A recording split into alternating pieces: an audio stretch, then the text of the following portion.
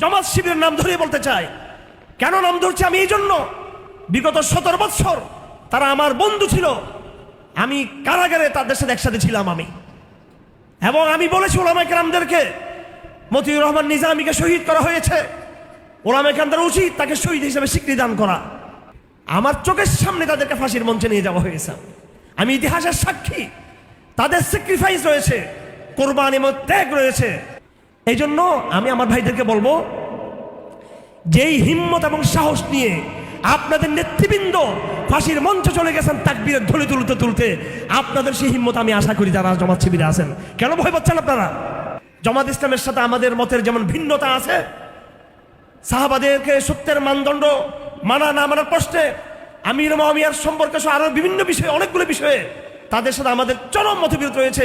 পাশাপাশি তাদের বিশাল কোরবানিও কিন্তু রয়েছে। কিন্তু আমাদের ইনসাফের উপর থাকতে হবে। ওয়াইদা কুলতুম ফাদিলু, যখন তুমি কোনো কথা বলবা অবশ্যই তোমাকে ইনসাফ করতে হবে।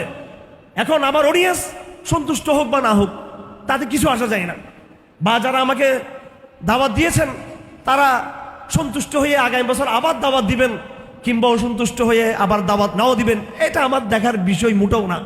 এই প্যান্ডেলের নিচে কোনো ব্যক্তিকে সন্তুষ্ট করার জন্য, বক্তব্য যাওয়ার জন্য জসিমুদ্দুর রহমান, হারুন রেজার এরা আসে নাই।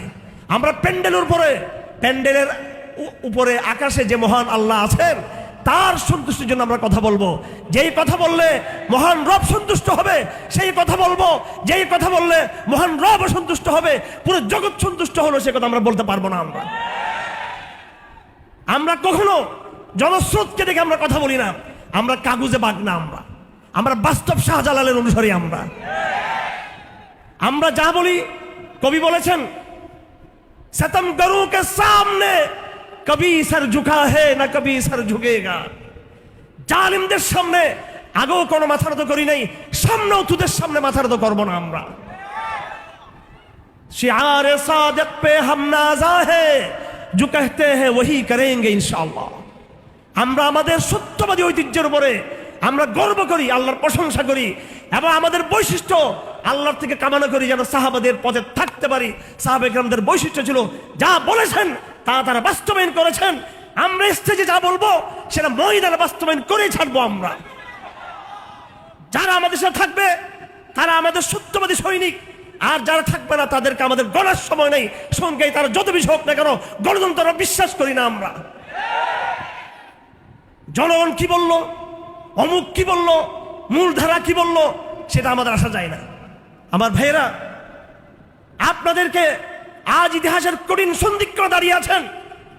আপনারা আপনাদের শত্রুদেরকে চিনেন, কিন্তু আপনারা আপনাদের মুনাফিকদেরকে আপনারা চিনেন না। আপনারা সেই মুনাফিক, আমি স্পষ্ট বলতে চাই, আমি হারুন রেজার, আমি নিজেকেও নিজের ব্যাপারে সন্দেহ করি আমার মধ্যে কোনো নেফাক আছে কিনা।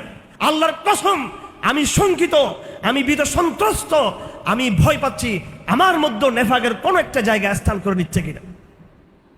এটা আমি আমার ভেবের ভয় পাই। আমি আপনাকে কোত্থেকে বিশ্বাস করব? আমি নিজেকে নিজে বিশ্বাস করতে পারতেছি না। এটা সাহাবায়ে কেরামদের চরিত্র ছিল, সাহাবায়ে কেরামদের এটা অবস্থান ছিল। সাহাবায়ে কেরামদের ব্যাপারে বলা হয়েছে, আমি 70 জন সাহাবীকে পেয়েছি, এতজন সাহাবীকে পেয়েছি, এতজন সাহাবীকে পেয়েছি।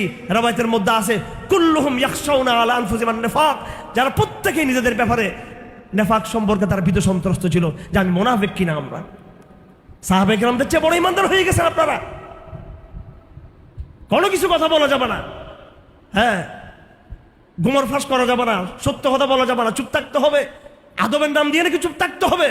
বেয়াদব, বেঈমানের চেয়ে অনেক ভালো। কথায় কথায় আদবের শিক্ষা দেওয়া হয়।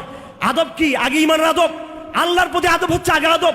যেখানে আল্লাহর আদব ধ্বংস হয়ে যাচ্ছে, রসুল আদব ধ্বংস হয়ে যাচ্ছে, সাহাবায়ে কেরাম আদব ধ্বংস হয়ে যাচ্ছে, কোরআন সুন্নাহর আদব রক্ষা হচ্ছে না, সেখানে তুমি কোন গোড়ার ডিমের পিসের আদব আমাকে হুজুর অমুক বা এরকম রাজনৈতিক লিডার আপনার আদব রক্ষা করতে হবে আমাকে?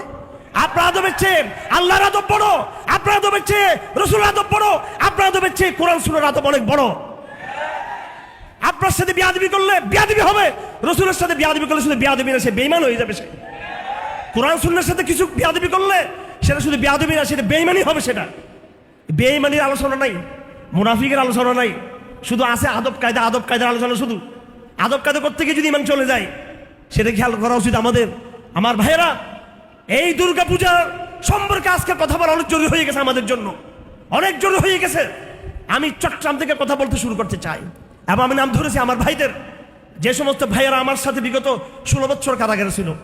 একটা সংগঠনের নাম নিয়েছি আমি, তাদের স্যাক্রিফাইস আছে, মার খেয়েছে, রিমান্ডে নির্যাতিত হয়েছে, ক্রস ফায়ারে গিয়েছে আমাদের জামাত শিবির ভাইয়েরা, তাদেরকে মঞ্চে ফাঁসি দেওয়া হয়েছে।